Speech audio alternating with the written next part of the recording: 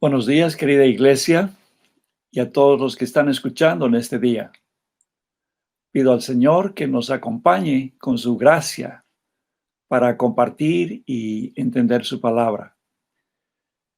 Em, la enseñanza que voy a compartir hoy la he denominado El reino de los cielos se ha acercado. Y hoy vamos a revisar porciones del capítulo 3 y 4 de Mateo, incluyendo una breve introducción de estos capítulos, los capítulos anteriores, a fin de que podamos ubicarnos en el contexto. Con estos pasajes vamos a ver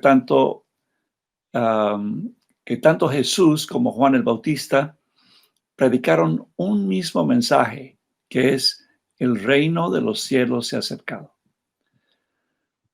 Bueno, en el Evangelio de San Juan vamos a ver cómo Juan el Bautista y Jesús transmitieron a su generación este mensaje que fue vigente hace 2000 años, así como está vigente hoy para las personas que lo están escuchando. Este evangelio es un libro apasionante de la Biblia, ya que nos presenta a Jesucristo como el Mesías, el ungido, que cumple todas las promesas del Antiguo Testamento e inaugura el reino de Dios con su vida, muerte y resurrección. Es un evangelio de sorpresas y conexiones profundas y apasionantes con el Antiguo Testamento. Mateo está tratando de transmitir y probarle al pueblo judío y hoy a cada nación que Jesús es el Mesías, y lo hace capítulo a capítulo. En los capítulos 1 y 2, Mateo nos narra las circunstancias milagrosas y complicadas que acompañaron el nacimiento del niño. Comienza con la genealogía de Jesucristo, como un descendiente directo de Abraham, a quien fueron dadas las promesas, y del rey David, a quien se les había prometido un reinado sin fin, que a su descendencia, que solo se cumple con Cristo. Bueno, nos habla también de la concepción del niño de María por el Espíritu Santo, de tal manera que se cumpla Isaías 7:14. Por tanto, el Señor os dará señal. He aquí que la Virgen concebirá y dará a luz un hijo, y llamará su nombre Emmanuel, que traducido es Dios con nosotros. Bueno, aquí se nos está diciendo que Dios estaba viniendo a este mundo para vivir con nosotros. Dios con nosotros. Bueno, continúa con la aparición de un ángel a José, a quien estaba desposado con María, para que reciba a su mujer, que tendría un hijo, y le da su nombre, Jesús. Le dice, porque él salvará a su pueblo de sus pecados. Era el Salvador que nos salvaría de nuestros pecados. Luego de la visita de los sabios de Oriente, buscando al rey de los judíos que había nacido, lo que ocasiona una conmoción en Jerusalén de los sacerdotes y el pueblo y Herodes, que era un rey paranoico y perverso, que convoca a todos los principales sacerdotes y escribas para que le digan dónde había de nacer el Cristo. A lo que ellos responden, Belén, como está escrito. Y como vamos a ir viendo, Mateo prueba con el Antiguo Testamento cada partecita. Esto está en Miqueas 5:2. Presten atención. Dice, pero tú, Belén, Efrata, aunque eres pequeña entre las familias de Judá, de ti saldrá el que ha de gobernar en Israel. Y ahora escuchen, y sus orígenes son desde tiempos antiguos, desde los días de la eternidad.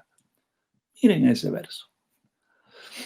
Bueno, entonces Herodes los envía a estos sabios allá, a Belén, con astucia y les pide que les reporten con la intención de informarse para luego matar al niño. Pero los sabios, siendo guiados por revelación, vuelven a su tierra por otro camino. Y al verse burlado Herodes, ordena un genocidio con todos los niños menores de 2 años en Belén, como estaba profetizado también en Jeremías 31:15.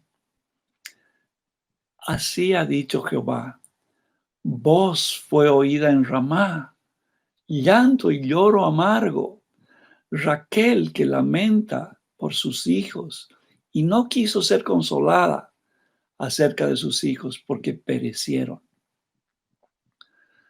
Como vemos, Jesús vino a este mundo, a inaugurar su reinado,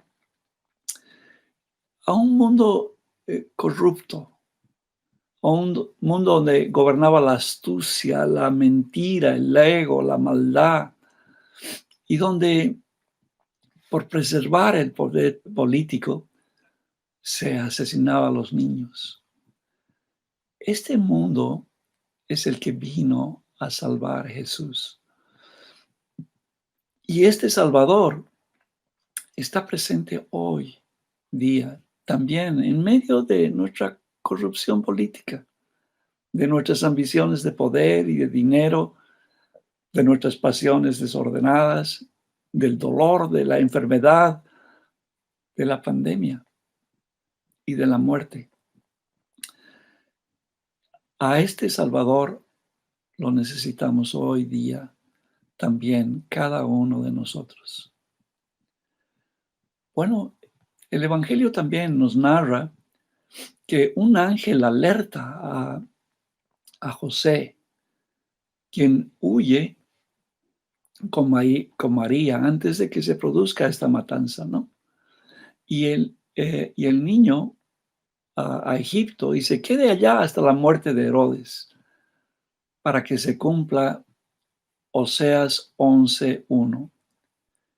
Cuando Israel era muchacho, yo lo amé, y de Egipto llamé a mi hijo. Entonces van José, María y el niño a vivir a Egipto, ¿no? Y de ahí es de donde van a retornar.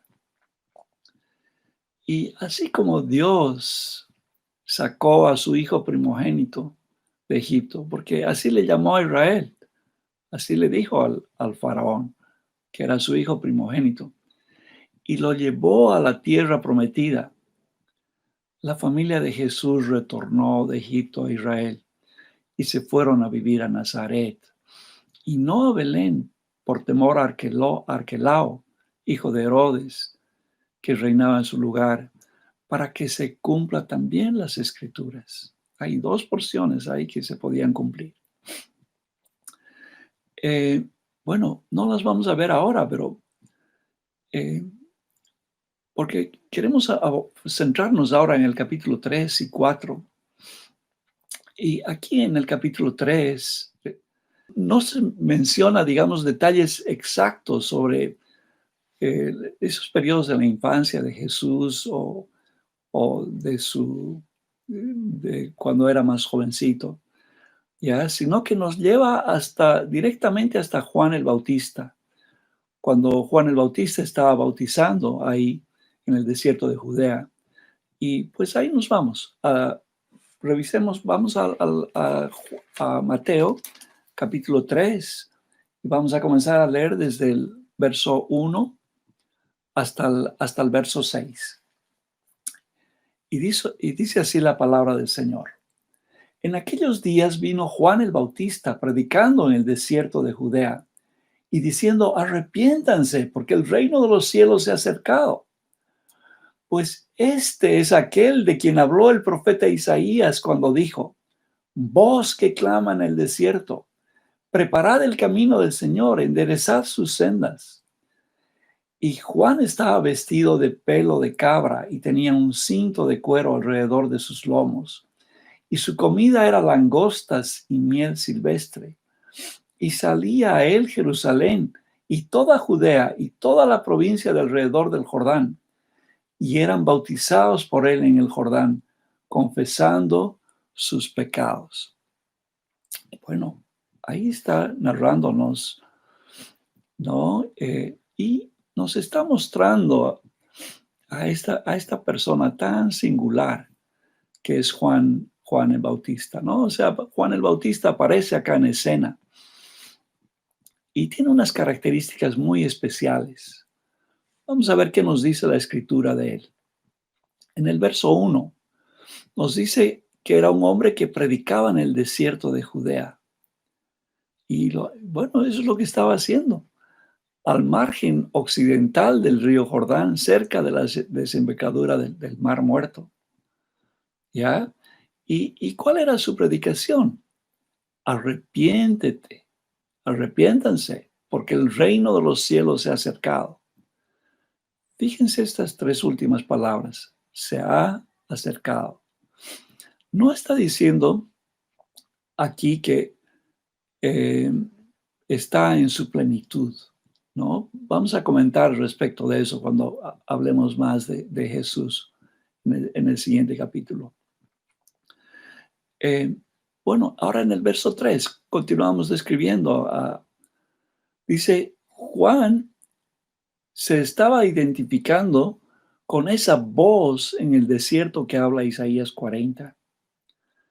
Bueno, quiero pedirles que realmente después vayan a darle una miradita. Isaías 40, desde el 1 hasta el 11. Y luego lean esta porción de Isaías. Estamos hablando 800 años antes del nacimiento de Cristo, ¿verdad? Y aquí hay un mensaje de Isaías de consuelo, de redención al pueblo de Dios. Y está hablando de la venida misma del Señor. Pero dice, habla de la voz en el desierto, ¿no? Y esa voz es el mensajero, ¿no? Que está clamando ahí en el desierto de Judea en esta oportunidad. Un mensajero que ha de preparar el camino del Señor, como un heraldo que anuncia a un rey, ¿no? Que dice, enderecen sus caminos, prepárense, viene nuestro Dios. Ahora, en el verso 4, fíjense su vestimenta. Vestimenta rústica de pelo de camello. Y su comida, miel y langostas, saltamontes. Él dependía de Dios para su sustento. A quien, ahora, ¿a quién lo hacen semejante a este personaje? ¿No? Claro, al profeta Elías, realmente.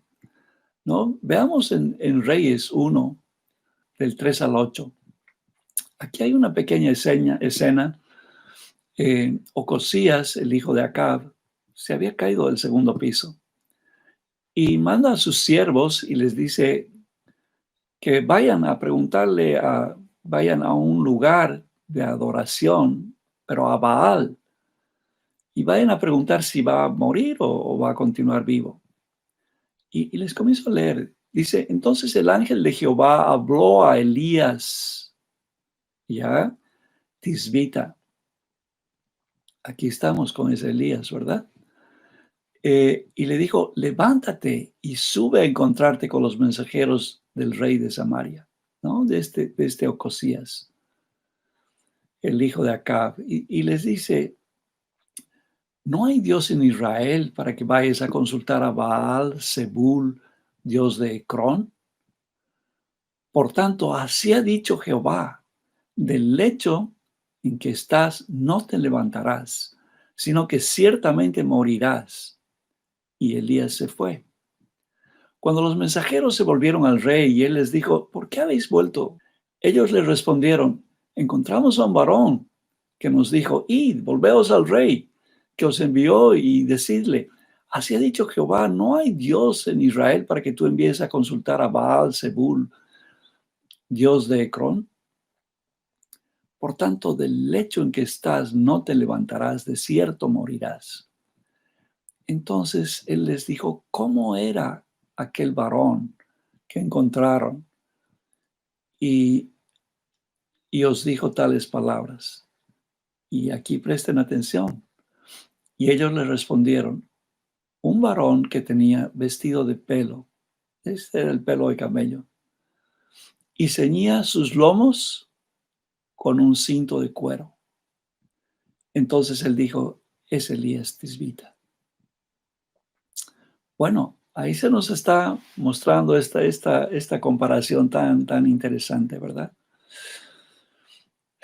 En los versos 4 y 5 de Mateo, no los voy a leer ahora, pero se nos describe un gran avivamiento espiritual que hubo con el ministerio de Juan el Bautista. Ya que la gente de Jerusalén y de toda Judea venían para escucharlo y se bautizaban confesando sus pecados. Bueno, eso es lo que vemos como fruto, o sea, de este ministerio. Ahora, continuemos leyendo Mateo 3, versos 7 al 10. Y vamos a ver qué dice acá, qué es lo que nos dice este Juan el Bautista. Dice, al ver que muchos de los fariseos y de los saduceos venían a su bautismo, les decía, generación de víboras, ¿quién nos enseñó a huir de la ira venidera? Haced pues frutos dignos de arrepentimiento y no penséis decir dentro de vosotros mismos, a Abraham tenemos por padre, porque yo os digo que Dios puede levantar hijos a Abraham aún de estas piedras. Y ya también el hacha está puesta a la raíz de los árboles. Por tanto, todo árbol que no da fruto es cortado y echado en el fuego. Bueno, aquí es importante comentar que los fariseos y los saduceos eran dos grupos de religiosos en los tiempos de Jesús, de los que vamos a definirlos y describirlos ahora un poquito con detalle para poder entender por qué Juan les estaba hablando tan duro. O sea, por qué les estaba diciendo a estos eh, sacerdotes de ese tiempo, raza de víboras, ¿no? Bueno, los fariseos, por un lado, era una secta muy rigurosa que surgió años antes de Cristo, como una reacción a la inclinación de varios judíos que comenzaban a adoptar costumbres griegas y se aferraron entonces con más fuerza a la ley mosaica, eh, su doctrina. Ellos creían en la predestinación y la hallaban compatible con el libre albedrío. Creían en la inmortalidad del alma, en la resurrección corporal, en la existencia de espíritus, en la recompensa de castigos después de la muerte. Pero además de la ley, imponían al pueblo una serie masiva de tradiciones que no figuraban en la ley. Jesús denunció, ¿no? El orgullo de estas personas, su hipocresía, su negligencia en los elementos de ver los elementos esenciales de la ley y poner atención a cosas sin importancia como diezmar un comino. Bueno, por otra parte, los saduceos eran un grupo menos reducido, pero estas personas tenían elevada instrucción y en su mayor parte eran ricas e influyentes. Eran poseedoras de altas funciones públicas, ¿no? Que centraban la religión en la observancia de la ley, enseñando que Dios solo otorga gracia a aquellos que se ajustan a los preceptos. Se volvieron formalistas, les importaba todo el desempeño externo, los actos externos, no la actitud de corazón. Ellos, y presten atención, negaban la resurrección, ¿ya? Y la retribución del más allá, afirmando que el alma muere y juntamente con ella el cuerpo. Es importante entender esto, que bajo el dominio de los romanos y Herodes, la política dependía en gran parte de los saduceos. Los sumos sacerdotes de este periodo pertenecían a los saduceos. Y si no, vean Hechos 5:17. Ahí está muy clarito. Bueno, me he detenido en ese punto porque realmente este grupo de religiosos se unieron en muchas oportunidades en contra de Juan el Bautista, contra Jesús y contra los apóstoles, y y en contra de todas las verdades que hoy conocemos como el Evangelio o las buenas noticias de Cristo. Y por tanto, Juan y Jesús los desenmascaran y realmente rebaten sus enseñanzas. Hoy en día también podemos apartarnos de la palabra del Señor, aumentándole tradiciones y costumbres de hombres y prácticas que no están en la palabra del Señor, y volvernos de alguna forma fariseos, ¿verdad? O también podemos inclinarnos al otro lado con los saduceos y volvernos incrédulos, agarrándonos de filosofías humanas y volvernos materialistas, buscando el poder económico o político para buscar seguridad en este mundo y no en Dios. Por eso es que Juan les estaba llamando raza de víboras y advirtiéndoles que venía el juicio de Dios, que se arrepintieran. Bueno, realmente Juan fue un hombre íntegro, tan celoso de Dios, aún a costo de su vida, que confrontó al rey, a un descendiente de Herodes, y a la reina perversa, ya que demandó su cabeza, denunciando su adulterio. Ya le decía que dejen esa conducta. Y bueno, y él fue muerto por esa razón. Igual que Elías. Elías también tuvo que enfrentar al rey Acab y a Jezabel, ¿verdad? Un rey malo y una reina perversa. Bueno, en Mateo 11:14, vemos cómo Jesús honra a Juan el Bautista. Y específicamente dice que él era el Elías anunciado en las Escrituras.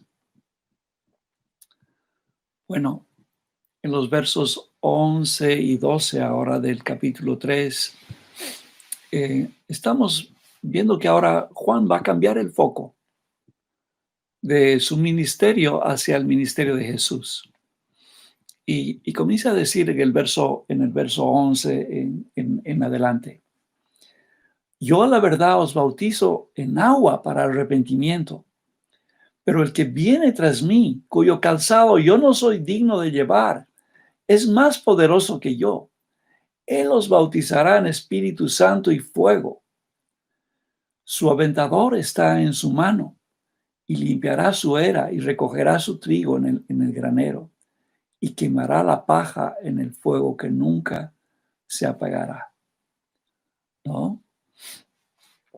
Bueno, Juan es el heraldo que estaba anticipando y presentando humildemente a la persona y el ministerio de Cristo, anticipando la venida del Señor, ¿no? Y del Espíritu, el trato de Dios a nuestras vidas y por último el juicio con la salvación de los justos y la condenación de los que rechazan a Dios.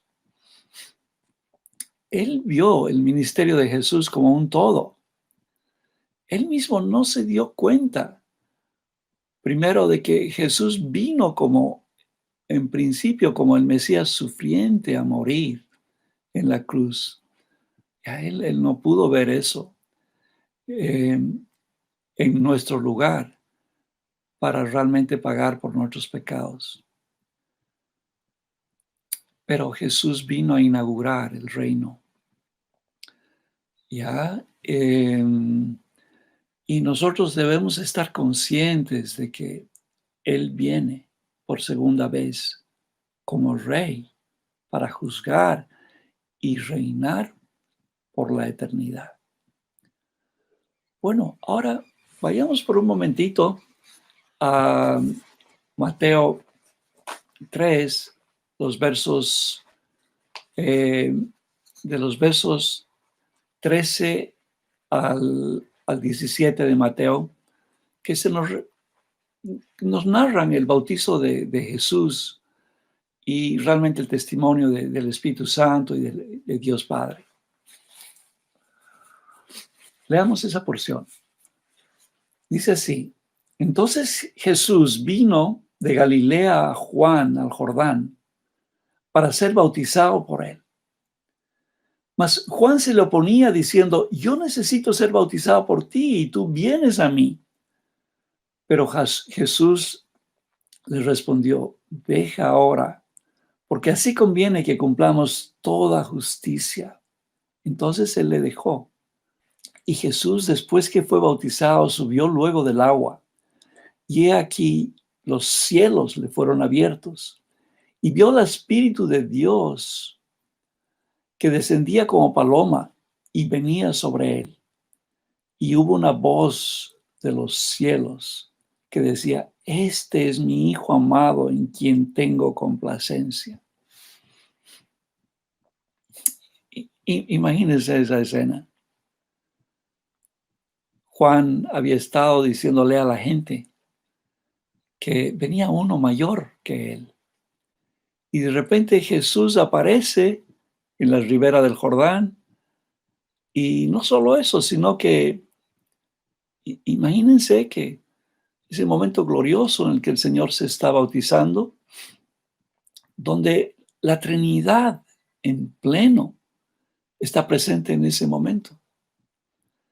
El Hijo bautizándose sin ningún pecado que confesar. El Espíritu Santo descendiendo como una paloma sobre Jesús. Y Dios expresando audiblemente su complacencia por la obediencia de su Hijo. Realmente, Padre, Hijo y Espíritu Santo han trabajado y han estado presentes todo el tiempo en nuestra redención y nuestra salvación, ¿no? Y van a continuar hasta el final con nosotros. Ahora, vayamos ahora al capítulo 4 y vamos a ver los versos 1 al 11, donde Jesús es tentado por Satanás en el desierto.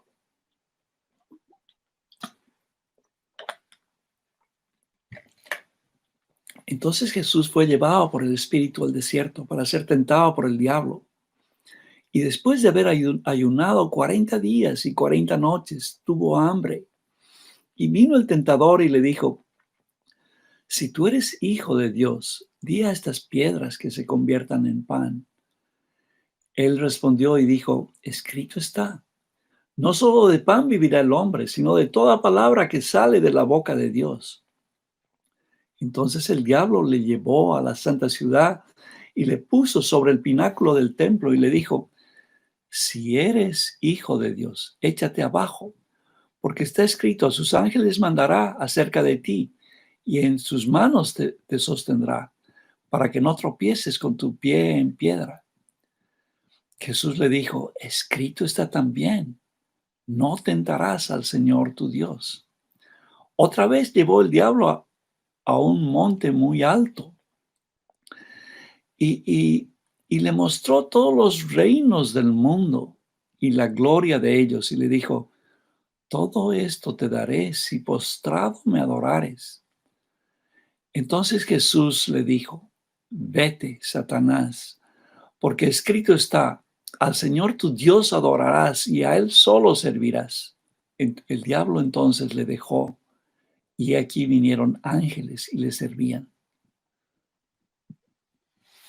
Bueno, esta porción de Mateo 4, del 1 al 11, nos traen a memoria también esa peregrinación del pueblo de Israel por el desierto, ¿verdad? Jesús estaba en el desierto ahí, ya, y estuvo 40 días. Y bueno, el pueblo de Israel estuvo 40 años en el desierto y fue probado por Dios para saber qué había en sus corazones y si realmente cumplirían sus mandamientos y sus ordenanzas, como ustedes pueden leer así en Deuteronomio 8, y no pasaron el examen. Y tentaron a Dios con su idolatría y incredulidad y dureza de corazón, y toda esa generación realmente murió en el desierto. Bueno, por el contrario, Jesús estuvo 40 días en el desierto, también dependiendo solo de Dios, ¿ya? Y fue tentado por el diablo, y cada una de sus tentaciones, a cada una respondió Jesús con las palabras: escrito está, ¿ya? Y de esa manera derrotó al diablo. Y luego vinieron realmente ángeles a festejar esa victoria cósmica, ¿verdad? De Jesús sobre el diablo.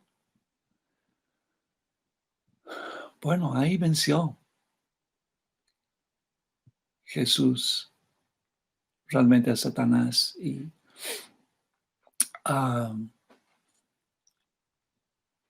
bueno, así también hoy día nosotros debemos combatir todo pensamiento que no viene de Dios con la palabra de Dios.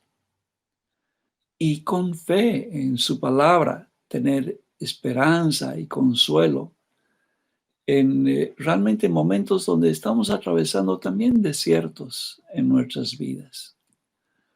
Momentos como los actuales, ¿no? Donde familiares y amigos tal vez están enfermando con COVID y en algunos casos están muriendo, y hay necesidades económicas y de trabajo y de todo tipo, ¿verdad? Pero recordemos que en el desierto Dios está con nosotros también, así como estuvo con Cristo. Amén. Bueno, ahora vamos a ver el inicio del ministerio público de Jesús, y vamos a leer en el capítulo 4, del verso 12 al 17. Bueno, nos dice la palabra del Señor de esta forma. Cuando Jesús oyó que Juan estaba preso, volvió a Galilea, y dejando Nazaret, vino y habitó en Capernaum, ciudad marítima en la región de Zebulón y de Neftalí, para que se cumpliese lo dicho por el profeta Isaías, cuando dijo: tierra de Zabulón y tierra de Neftalí, camino del mar al otro lado del Jordán, Galilea de los gentiles. El pueblo asentado en tinieblas vio gran luz, y los asentados en la región de las sombras de muerte, luz les resplandeció. Bueno, aquí el Señor estaba citando Isaías 9, del 1 y 2. Verso 17. Desde entonces comenzó Jesús a predicar y a decir, presten atención, arrepiéntense, porque el reino de los cielos se ha acercado. Bueno, tan pronto como Juan es encarcelado, Jesús vuelve a Galilea y se fue a vivir a Capernaum. Y Jesús comienza a predicar, y su predicación era la misma que Juan. Ya, arrepiéntanse, porque el reino de los cielos se ha acercado. Este texto griego para se ha acercado también puede significar ya llegó, ¿no? Pero entendamos, está aquí, ya llegó con su primera venida, pero no en toda su plenitud todavía, lo cual va a ocurrir con su segunda venida. Ya, pero no todavía. Y tenemos que estar conscientes de eso hoy, ya que Jesús vino a este mundo y a diferencia de Adán, fue obediente a Dios en todo y venció el pecado, al mundo, al diablo y finalmente a la muerte. Y ahora está sentado a la derecha del Padre, intercediendo por nosotros hasta que sea el tiempo de su segunda venida a esta tierra. Y ya no como el Mesías siervo o sufriente, sino como el que también está profetizado como el Mesías Rey, ya para juzgar a los hombres y mujeres de todos los tiempos y realmente asignarnos un lugar en la eternidad, ¿no? Si eternamente vivir con Él o eternamente separados de su presencia. Y lo digo esto con temor de Dios. Ya en estos tiempos duros que está enfrentando la humanidad, son tiempos para reflexionar y Dios nos está disciplinando como lo hace un padre con su hijo. Dios no miente. Y si Él dijo que retornaría, es inminente su retorno. Y debemos estar listos, ¿ya? Porque ahora hay oportunidad de arrepentirse y ir delante del Señor. Pero luego es juicio. Así que si no has decidido todavía entregar tu vida a Cristo, hoy es el día. Y puedes hacer una oración sencilla, pidiéndole que el Señor perdone tus pecados y te reciba como su hijo, que te reciba en su reino y que te dé de su Santo Espíritu para que pueda habitar en ti, para ayudarte a caminar por este mundo. Hazlo hoy, no dejes pasar y vas a ver cómo cambia todo tu forma de vivir. Bueno, los siguientes versos del capítulo 4, desde el 17 al 22, que ahora no los vamos a leer, nos narran del llamamiento de Pedro y su hermano Andrés, y así como también de otra pareja de hermanos, Jacob y su hermano Juan, que dejan todo. Realmente es increíble, oficio, familia, ¿no? Para seguir a Cristo. con Jesús el compromiso es así, ¿no? Aquí vemos cómo Jesús comienza a completar su equipo, ¿no? Este equipo de hombres que él va a entrenar durante todo este tiempo para cambiar realmente este mundo. Luego, en el versículo 23 al 25, se nos menciona que realmente el Señor ah, fue enseñando por toda Galilea y realmente predicando el evangelio del reino. Eso está en los versos 23 al 25. Y sanando toda enfermedad y dolencia. Y realmente su fama se fue, se difundió por toda Siria, ¿no? Siria era esa provincia romana.